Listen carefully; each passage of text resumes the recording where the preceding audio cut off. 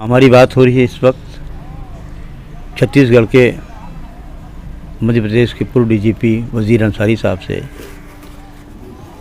इस वक्त बिहार में पटना के गांधी मैदान में इतनी संख्या में लोगों ने वक्फ बिल की मुखालफत में और ये मीटिंग जलसे का बुलाने वाले थे अमारत शरिया बिहार, उड़ीसा, झारखंड, बिहार और मगरबी बंगाल की जानिब से हुआ था। लाखों की संख्या में यहाँ पे औरत से लेकर बच्चे तक हर समाज के लोग इकट्ठा करके इस बिल की खिलाफत की आवाज़ उठाई है। इस बिहार में इतनी बड़ी आवाज़ उठी, क्या ऐसी आवाज़ भारत के अन्य दूसरे राज्य में हो सकता है या उसका क्या पैगाम जाएगा बिहार के राज्य का, मैं आपसे जानना चाहता हूँ। आपका सवाल ये है कि भाई जब बिहार पटना में गांधी मैदान में इतना बड़ा वक्फ एक्ट के खिलाफ जब जुलूस प्रदर्शन प्रोटेस्ट हो सकता है तो दीगर सूबों में क्यों नहीं हो सकता। बिल्कुल मुसलमानों को, माइनॉरिटीज़ को इस तरह के मुद्दों पे एकजुटता दिखानी चाहिए। मुसलमानों के कई बार, जैसे मैं बार बार कहता हूँ कि मुसलमानों में कभी भी इत्तेहाद इत्तेफाक हो ही नहीं सकता है। मुसलमान जो है मजहबी तौर पे बटा हुआ है, मसलक पे लेके चलता है और फ़िरका पे लेके चलता है। एक तो ये ग्राउंड हो गया। दूसरा समाजी पहलू पे, वहाँ पे भी मुसलमान जो डिवीज़न है कि ये फॉरवर्ड है, बैकवर्ड है, ये अपर कास्ट है, लोअर कास्ट है। तीसरा जो है, जब एजुकेशनल इकोनॉमिक डोमेन के में अब आप आएंगे तो पता चला कि ये तो बहुत पढ़े लिखे लोग हैं, बड़े लोग हैं, हम लोग छोटे लोग हैं। तो मुसलमानों में कभी भी कल्चरल इंटीग्रिटी और कल्चरल इंटीग्रिटी पे कह लीजिए या एकेडमिक इंटीग्रिटी पे काम कर लीजिए या इंटेलेक्चुअल पे कह लीजिए, मुसलमानों ने कभी भी इस पर काम नहीं किया। आपका ये सवाल कि दिगर सूबों में ऐसा क्यों नहीं हो रहा है, मुसलमानों को इसे काम करना चाहिए, अपने तमाम इख्तलाफ को बिठा कर करना चाहिए। मैं जैसे CA NRC है, ये PA है और उसके साथ साथ ये जो बुलडोजर कल्चर है वो वही के लोग जो हैं वहाँ पे उसको लेके प्रोटेस्ट करते हैं। इसका एक जो है नेशनल लेवल पे प्रोटेस्ट होना चाहिए और मुसलमानों को अपनी जो है सॉलिडेरिटी जो है, अपना जो है एकता उनको दिखाना चाहिए, अपने तमाम इख्तलाफ को भुलाकर, जो मुसलमान नहीं कर रहे हैं। और इसमें कहीं न कहीं हमारे मजहबी रहनुमा और साथ साथ सियासी रहनुमा वो इसके लिए जिम्मेदार हैं, क्योंकि इस पर कोई काम नहीं किया गया। मैं इसके लिए मैंने लोगों से अपना स्टेटमेंट जारी किया, मैंने अपील जारी किया और साथ साथ मैंने अपने बयान भी जारी किया, लेकिन हमारा समाज जो नहीं समझता है। और इसी कॉन्ट्रडिक्शन, इसी तजाद के लिए, विरोधाभास के खातिर जो बरसर अखबार जो पोलिटिकल पार्टीज हैं और ख़ासकर जो मनवादी पुजवादी जो ताकतें हैं, अनासिर हैं, जो तत्व हैं, इसका फ़ायदा उठाती हैं।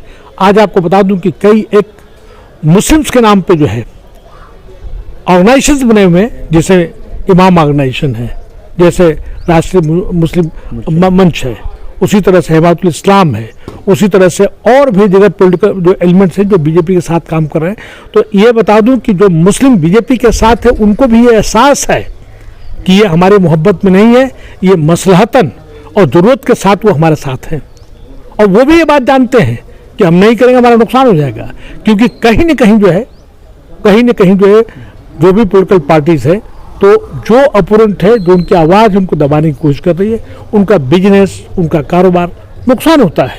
तो इसलिए उसके डर के मारे वहाँ पे साथ में है। लेकिन इसके बावजूद वक्त पे जिस तरह से बिहार के अक़लियत ने जो अपना मुजाहरा किया है, CA NRC में जैसे मुजाहरा किया है और लोग मुजाहरा कर रहे हैं, उनको इसी तरह के प्रदर्शन जो है, इसी तरह के प्रोटेस्ट जो है, इसी तरह का धरना जो है हर एक स्टेट में होना चाहिए।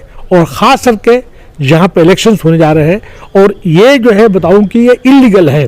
अच्छा, जो लोगों की शिकायत है कि साहब इसमें गरीबों का वक्फ से फ़ायदा नहीं हुआ, ये बिल्कुल अपनी जगह पे बिल्कुल बात सही है कि वक्फ जिसके लिए बनाया गया था, कि जो वक्फ जो वहाँ पे जो रन करने वाला है, जो एडमिनिस्ट्रेट करने वाले हैं, कभी उन्होंने गरीब तबका के लिए जिसको बनाया गया है, चाहे स्कूल की बात हो रही है, मदरसे की बात हो रही है, अपना हॉस्पिटल की बात हो रही है, इसका फ़ायदा गरीबों को पास तक नहीं पहुँचा।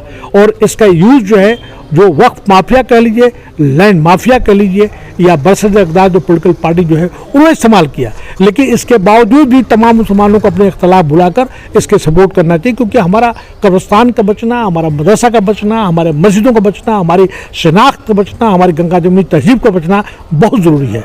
भारत के लिए जो है डेमोक्रेसी, और डेमोक्रेसी के साथ साथ में भारत के लिए गंगा जमुनी तहजीब, आपसदारी, भाईचारगी, समाज में एकरूपता का होना और इकट्ठा होना बहुत ज़रूरी है, ये मेरा कहना है।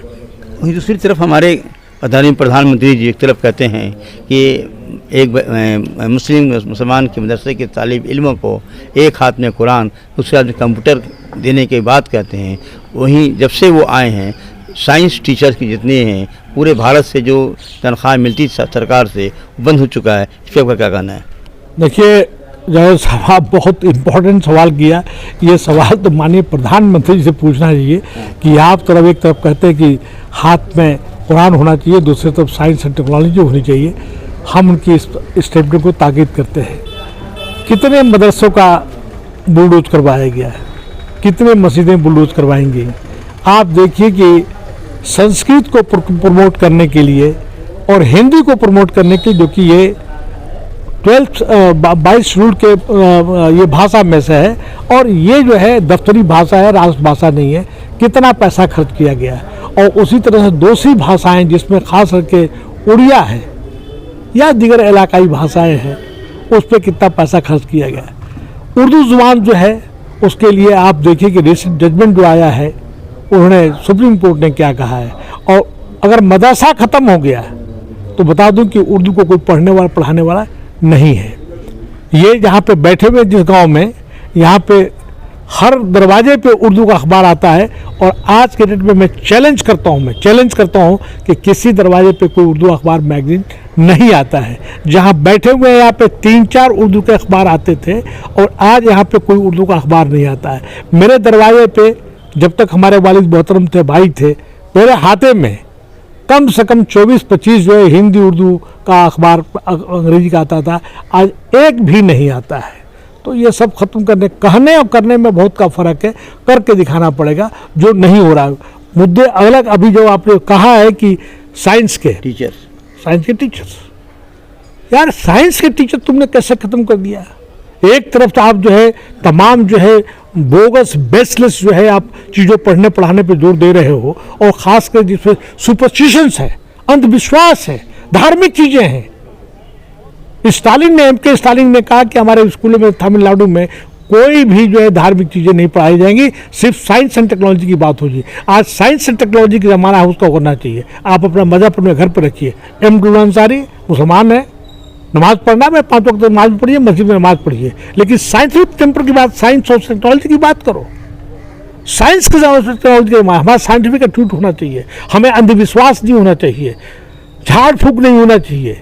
ये सब फालतू की बोगस चीज़ों को ख़त्म करना चाहिए, ये नहीं होना चाहिए। ये नाइंसाफ़ी है, और एक विशेष वर्ग, विशेष धर्म, विशेष ग्रुप के साथ में नाइंसाफ़ी है। ये मैं समझता हूँ कि प्राइम मिनिस्टर के लिए सब की चीज़ें नहीं करानी चाहिए। ये जो स्टेट गवर्नमेंट ने किया है, जैसे कि ये कंकरेंट लिस्ट का मामला है हायर एजुकेशन, ये तो जो स्टेट गवर्नमेंट में हो रहा है, ये गलत हो रहा है, और ये सिर्फ और सिर्फ जो है एक कम्युनिटी को नुकसान पहुंचाने के लिए हो रहा है। मदरसों को मजबूत करना चाहिए, उसमें उसके साथ साथ में उसको मॉडर्नाइज करना चाहिए, उसको फंड देना चाहिए। ये सब चंदा लेके होता है। 3.5 से लेकर 4-4.5% तमाम गरीब गुरबा बच्चा जिनके पास पैसा नहीं है, चंदे के उससे बच्चे पढ़ते हैं, और ये उनके साथ नाइंसाफ़ी है। जी।